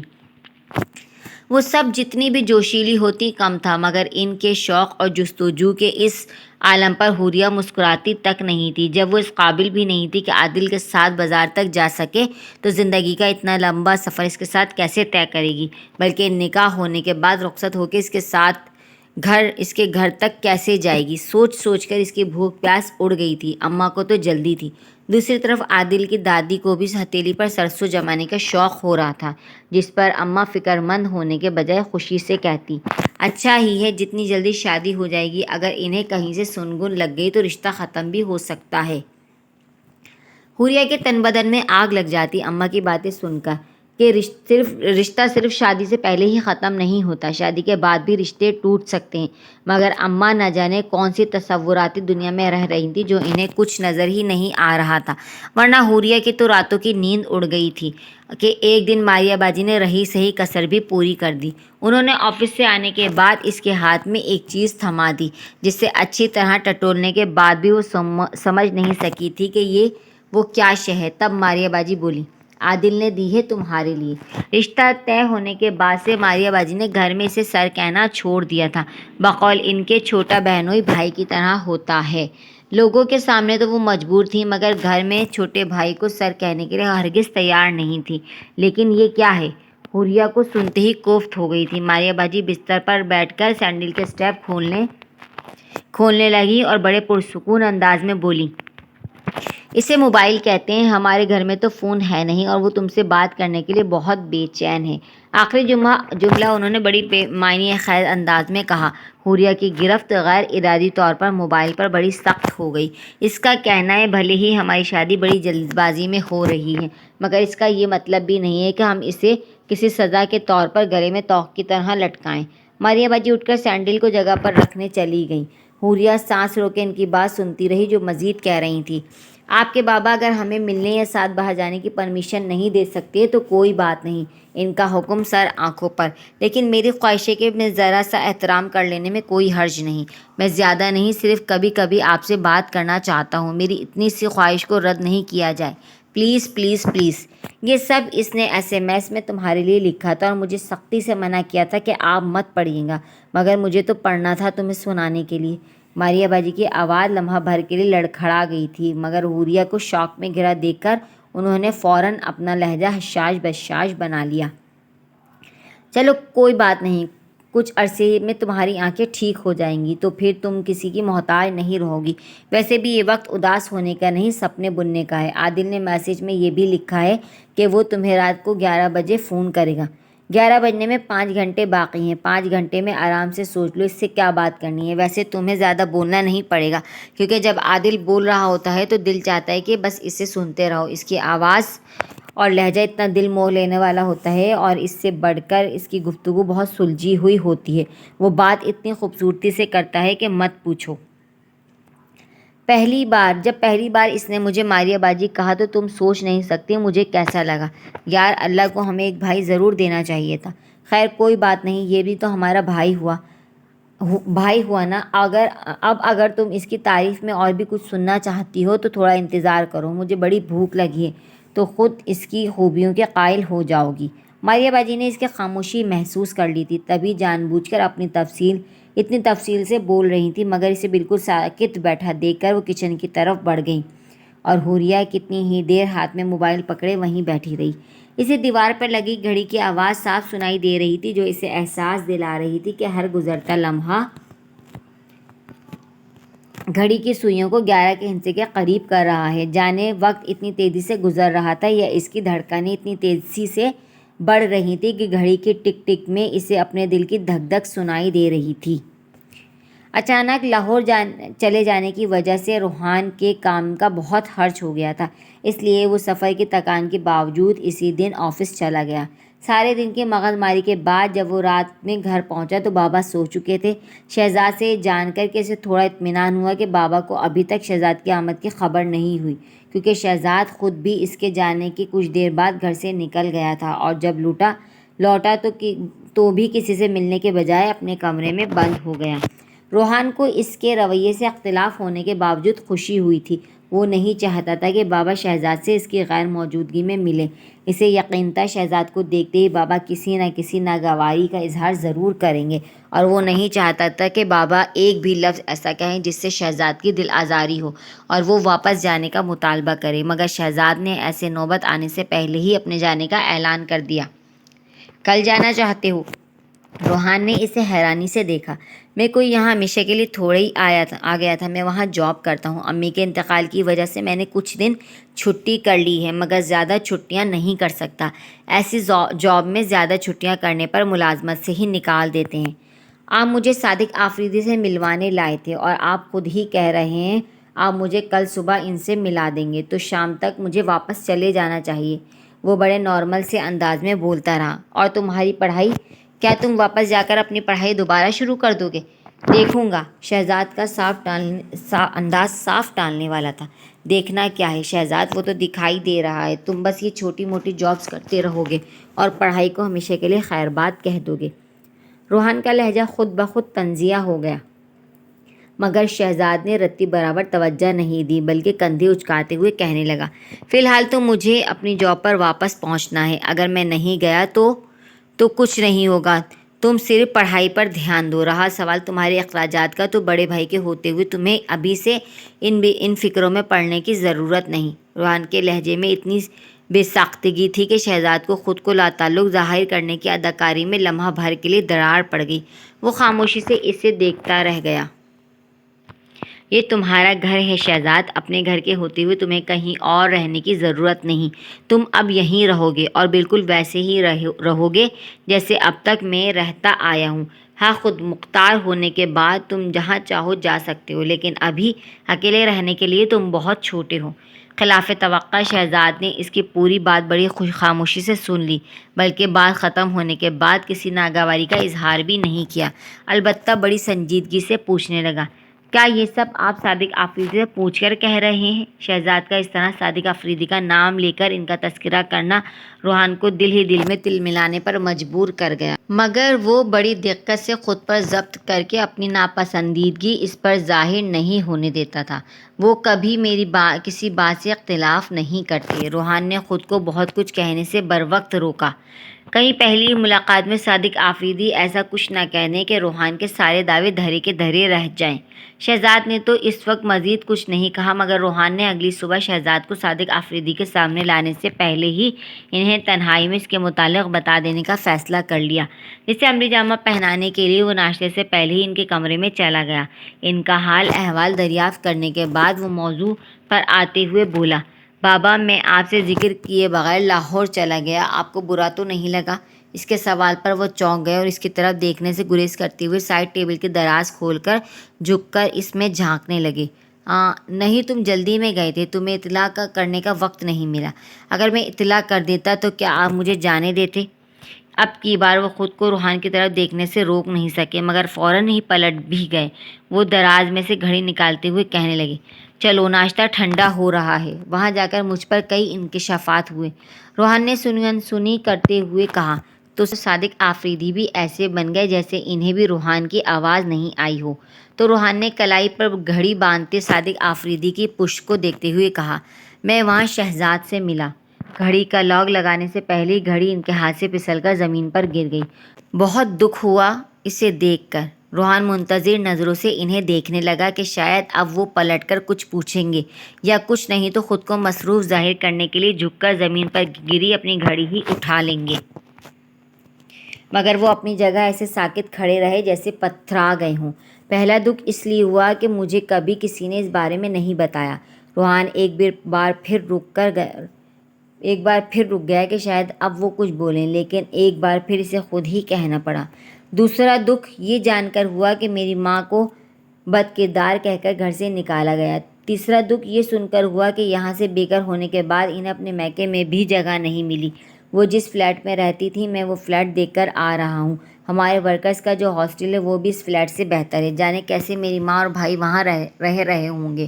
اور سب سے بڑا دکھ تب ہوا جب مجھے پتہ چلا کہ میری ماں پر شک کرنے کی آپ کے پاس کوئی وجہ نہیں تھی سوائے ایک رپورٹ۔ صادق آفریدی ایک دھاڑ کے ساتھ پلٹے تھے۔ روحان جو خود کلامی کے انداز میں بول رہا تھا ششدر سا انہیں دیکھنے لگا۔ تم سعودی عرب کی منسٹری آف ہیلتھ کو چیلنج کر رہے ہو؟ تمہیں لگتا ہے تمہاری ماں کو گھر سے نکال کر میں نے کسی ظالم اور سفاک شوہر کا کردار ادا کیا ہے؟ ارے میں تو اسے معاف کرنے کے لیے بھی تیار تھا۔ ہوگا کوئی ایسا مرد جو آنکھوں دیکھے مکھی نگل لے۔ بابا کو اتنے غصے میں اس نے کبھی نہیں دیکھا تھا۔ ان کی آواز تک کانپ رہی تھی۔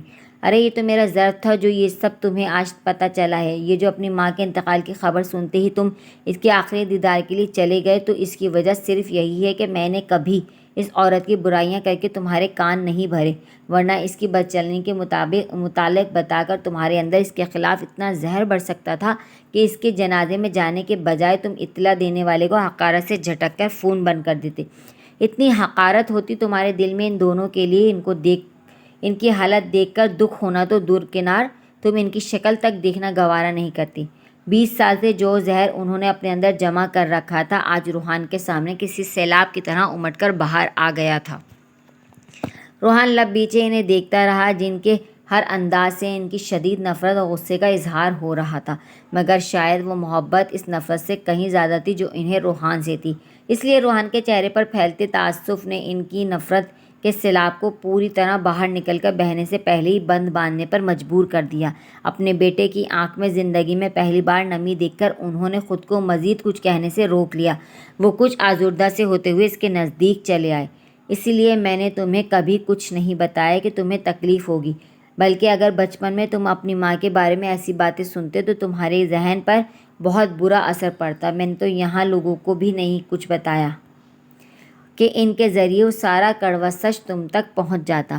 میں تمہاری شخصیت کو بکھیرنا نہیں چاہتا تھا۔ ابھی تم نے پوچھا تھا نا کہ اگر تم بتا کر جاتے تو کیا میں تمہیں جانے دیتا؟ نہیں، میں ہرگز تمہیں جانے نہیں دیتا، کیونکہ وہاں جاتے ہی آگے ہی کے سانپ تمہیں ایسا ڈستے کہ تمہاری پوری زندگی میں زہر بھر دیتے، تمہاری شخصیت کے ہر پہلو کو تلخی کے پیرہن میں لپیٹ دیتے۔ صادق آفریدی اس کے کندھے پر ہاتھ رکھ کے گلگیر لہجے میں کہہ رہے تھے۔ اس کی سرخ ہوتی آنکھیں ان کے دل کو لہو کر گئی تھیں۔ انہوں نے اپنے بیٹے کو کبھی معمولی سے تکلیف بھی نہیں پہنچنے دی تھی، اور آج وہ جس اذیت سے گزر رہا تھا اس کا احساس کرتے ہوئے انہیں اپنی اس قدر تلخ کلامی پر پچھتاوا ہو رہا تھا۔ وہ بجائے اس کا درد سمجھنے اور بانٹنے کے اسی پر برس پڑے تھے۔ میرے اندر کوئی زہر نہیں بھرا ہے۔ تلخیاں انسان میں جب سرایت کرتی ہیں تو جب وہ سنی سنائی باتوں کو سمجھ لیتا ہے۔ مجھے تو صرف پچھتاووں نے گھیرا ہے کہ میں نے پہلے کبھی اپنی ماں کے پاس اس کا درد بانٹنے کیوں نہیں کہا۔ میرا دل کہتا ہے اس پر لگا الزام سراسر جھوٹ ہے۔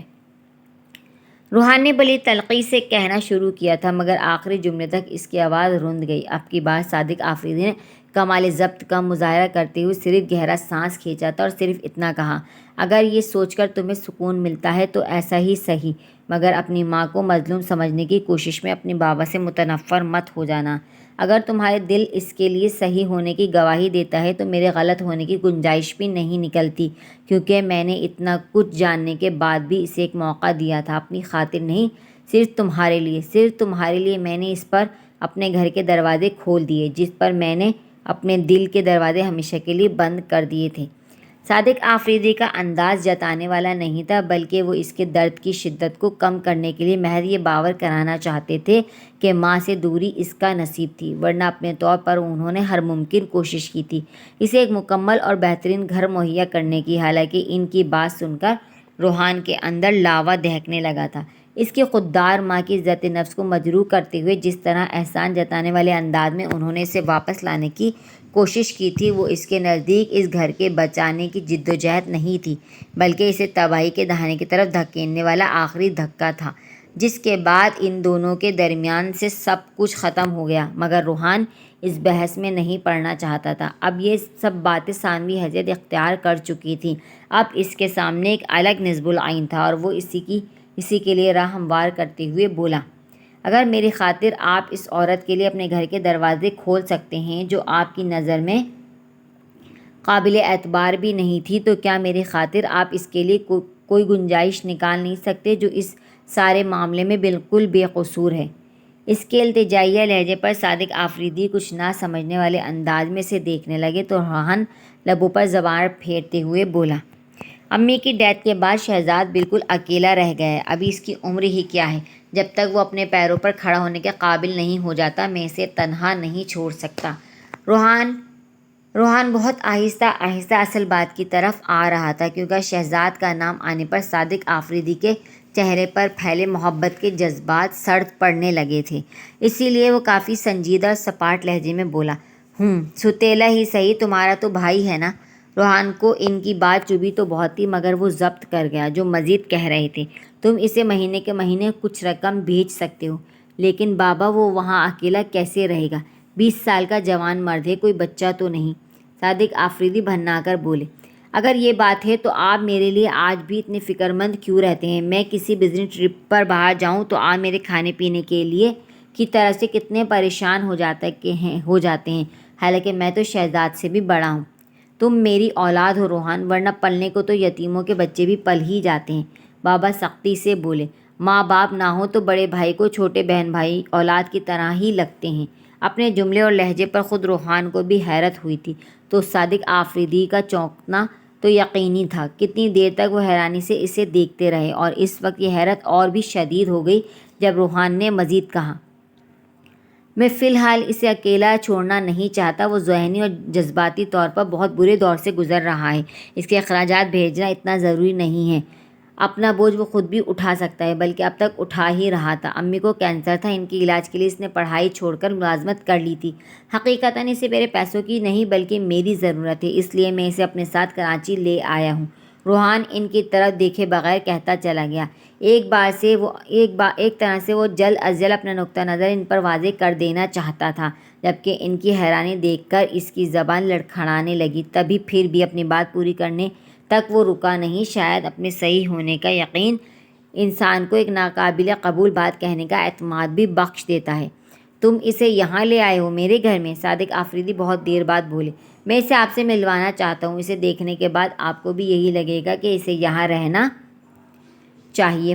روحان فوراً بولا، اگر مجھے ایسا نہیں لگا تو کیا تم اسے واپس بھیج دو گے؟ صادق آفریدی کا انداز ایسا تھا جیسے جلد سے جلد اس کے ارادے جان لینا چاہتے ہوں۔ روحان کچھ دیر انہیں دیکھتے رہنے کے بعد بولا، مجھے یقین ہے آپ ایسی نوبت نہیں آنے دیں گے، آپ مجھے کسی آزمائش میں نہیں ڈال سکتے۔ روحان کے لہجے میں اتنا یقین تھا کہ صادق آفریدی نے بڑے طیش کے عالم میں کچھ کہنے کے لیے منہ کھولا، مگر کہنے سے پہلے ہی رک گئے۔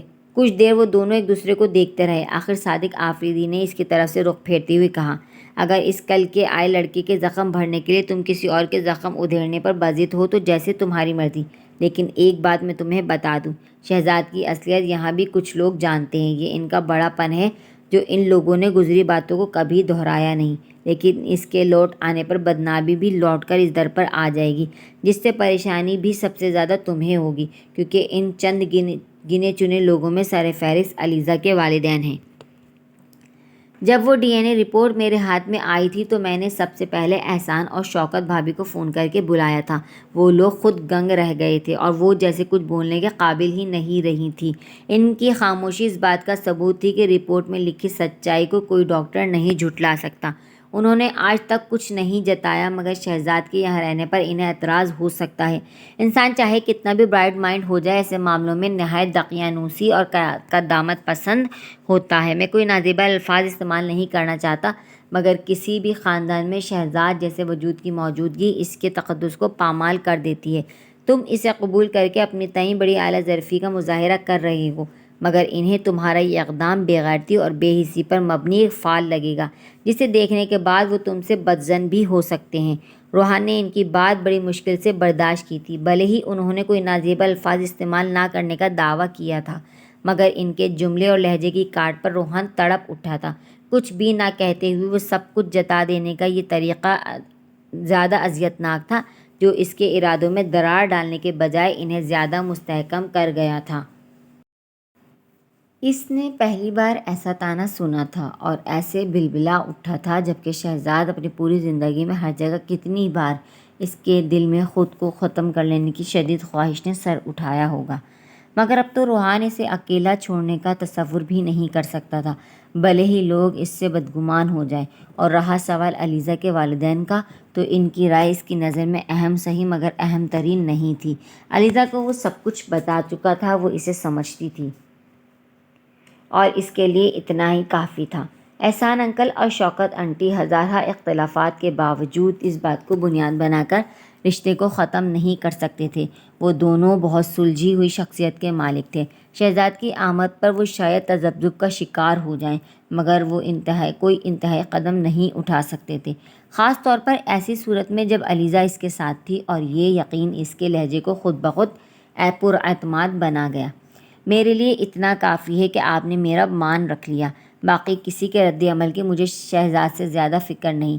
اس ٹیسٹ میں ہی کہیں کوئی غلطی ہوئی تھی جس کے نتیجے میں وہ رپورٹ ہی غلط بنی تھی۔ شوکت آنٹی نے وہی پڑھا ہوگا جو رپورٹ میں درج تھا، وہ بھلا اس رپورٹ کی تصدیق یا تردید کیسے کر سکتی تھی؟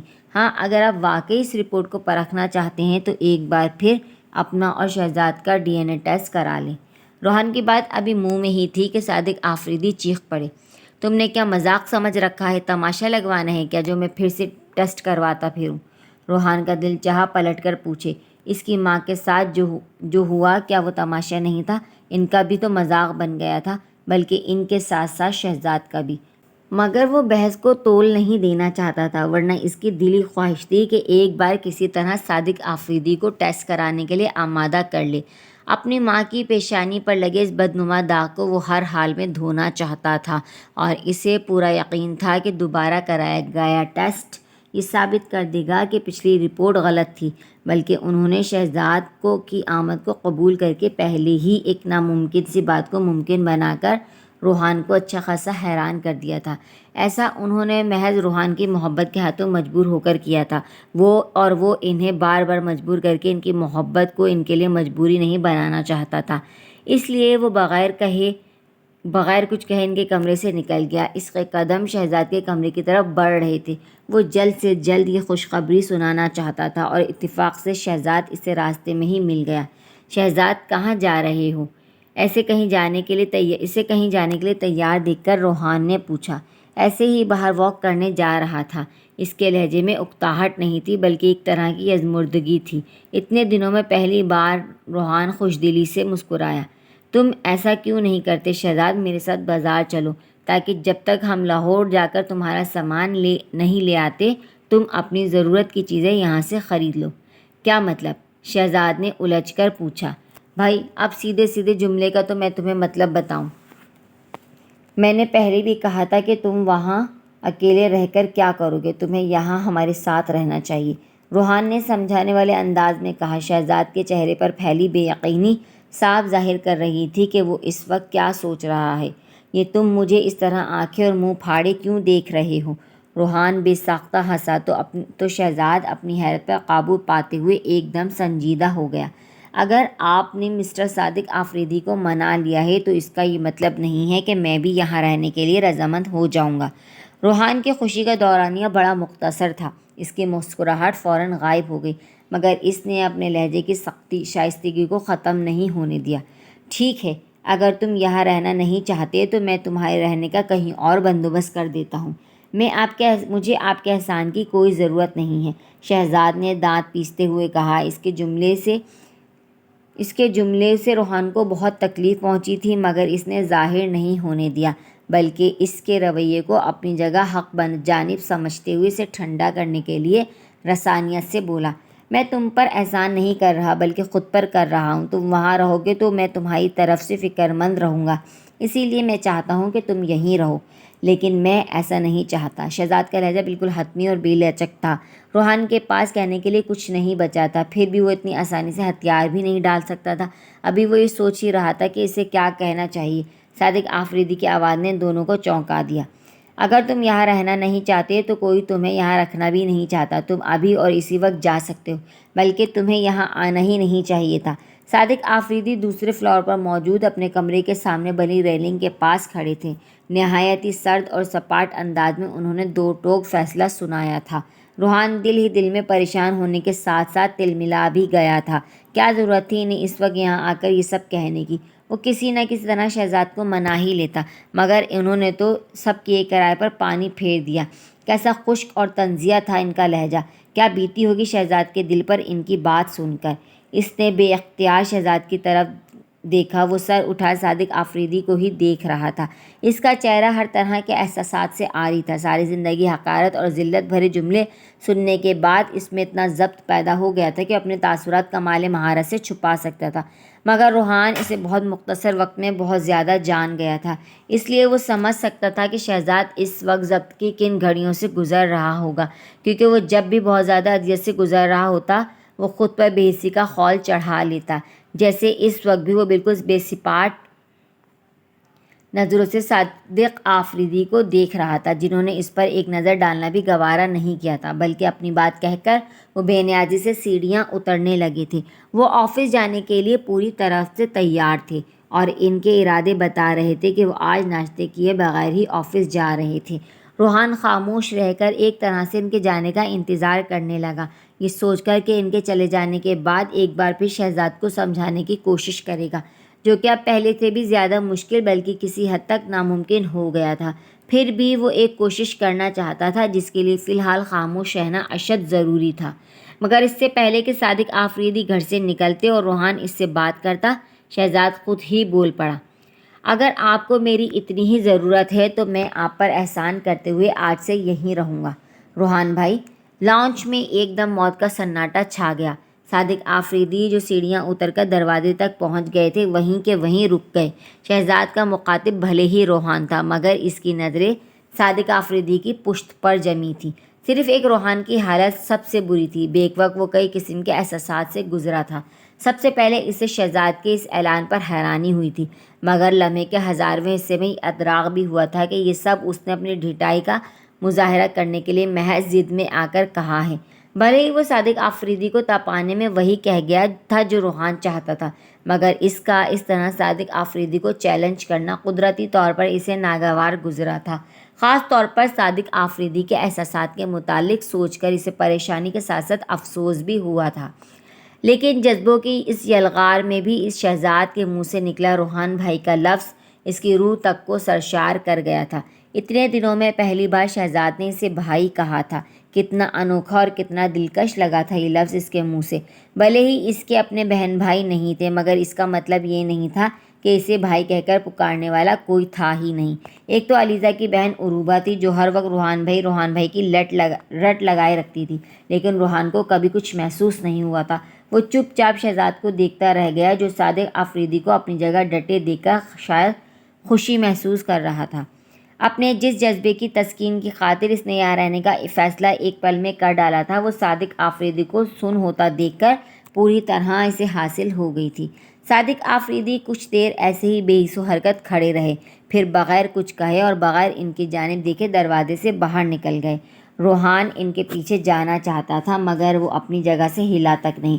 جب تک اسے شہزاد سے کچھ کہنے کا خیال آیا وہ بھی اپنے کمرے میں جا چکا تھا اور وہ وسیع و عریض لاؤنج میں تنہا کھڑا تھا۔ آج کے لیے اتنا ہی، ملتے ہیں کل اس ناول کے تیسرے حصے کے ساتھ۔ اگر آپ کو میری ویڈیو اچھی لگی تو میری ویڈیو کو لائک کیجیے، شیئر کیجیے اور میرے چینل کو سبسکرائب کیجیے۔ اپنی قیمتی رائے سے ہمیں ضرور آگاہ کیجیے گا۔ اللہ حافظ۔